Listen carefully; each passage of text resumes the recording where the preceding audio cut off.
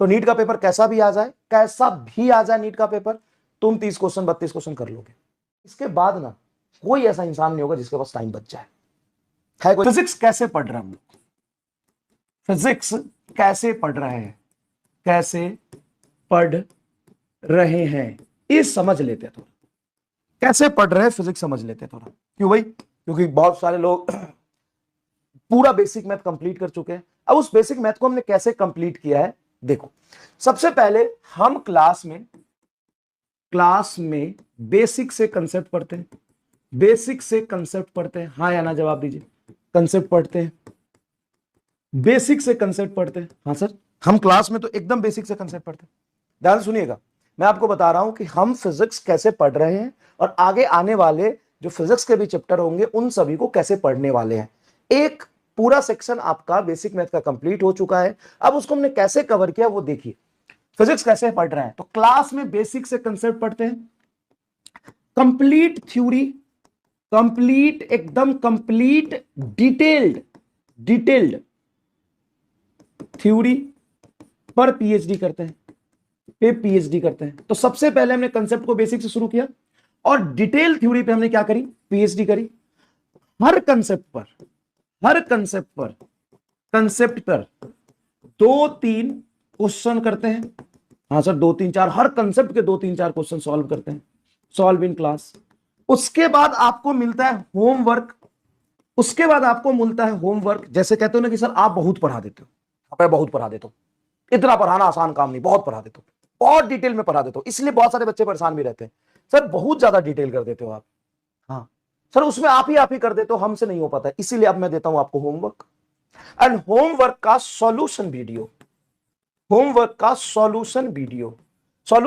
आपको मिलता है होमवर्क का, या नेक्स्ट लेक्चर में हम सॉल्व करते हैं। नेक्स्ट लेक्चर में हम बहुत कम ही करते हैं, कोशिश करते हैं कि होमवर्क सॉल्यूशन अलग से दे दें। उसके बाद आपको मिलता है डीपीपी। अच्छा डीपीपी में इजी क्वेश्चन रहते हैं थोड़े, जानबूझ के होमवर्क में थोड़ा अच्छे दे देता हूं क्योंकि बैलेंस हो जाए। उसके बाद आपको मिलता है संघर्ष असाइनमेंट। उसके बाद आपको मिलता है संघर्ष असाइनमेंट थोड़ा सा लेवल अप और मिक्स्ड क्वेश्चन होते हैं जिसमें लैंग्वेज वाले सवाल, थोड़ा सा कंफ्यूजन सवाल, मैथमेटिकली मुश्किल सवाल ये होता है। इसका आपको मिलता है सॉल्यूशन वीडियो। हाँ सर इसका भी आप देते हो सॉल्यूशन वीडियो। एक चैप्टर में 3-4 आपको मिलता है संघर्ष असाइनमेंट, एक चैप्टर में आपको मिलता है 3-4 संघर्ष असाइनमेंट। हाँ सर ये भी मिलता है, सारा चीज हमें बेसिक मैथ में मिला, हर फिजिक्स के हर चैप्टर में बस मिल जाए। यस ये मेरा काम है और तुमको ये डिटेल में कंप्लीट करना ये किसका काम है, प्रभु ये आपका काम है। उसके बाद आपको मिलता है जितने भी क्लास में हमने क्वेश्चन किए हैं, क्लास क्वेश्चन का पीडीएफ, जितने हमने क्लास में क्वेश्चन किए हैं उसका पीडीएफ। और उसके बाद आपको मिलता है क्या, क्लास क्वेश्चंस का पीडीएफ बेसिक मैथ का अपलोड हो चुका है, जल्दी बताइएगा। अपलोड हो चुका है, जल्दी बता दीजिएगा क्या अपलोड हो चुका है। हाँ सर अपलोड हो चुका है। उसके बाद आपको मिल जाता है शॉर्ट नोट्स, लेकिन ये चीजें आपको कब मिलती है, लास्ट में, दोनों मिड में या लास्ट में। मिड में और लास्ट में देने का रीजन ये है कि बेटा पहले अगर मैं दे दूंगा तो तुम नोट्स बनाओगे नहीं, नोट्स खुद बनाना है, फिर लास्ट में क्यों दे रहा हूं, वेरीफाई कर लो तुमने उतने अच्छे से बनाए कि नहीं बनाए, बाकी गाइडेंस वाइडेंस के लिए मार्गदर्शन कल मैं ले लूंगा आपका, है ना, पेंडिंग है इस वीक का, वो मैं ले लूंगा। ठीक है, तो इस तरीके से करते हैं। अब हर चैप्टर में हम इतना कर पाए, ये मतलब मेरी तरफ से प्रॉमिस है कि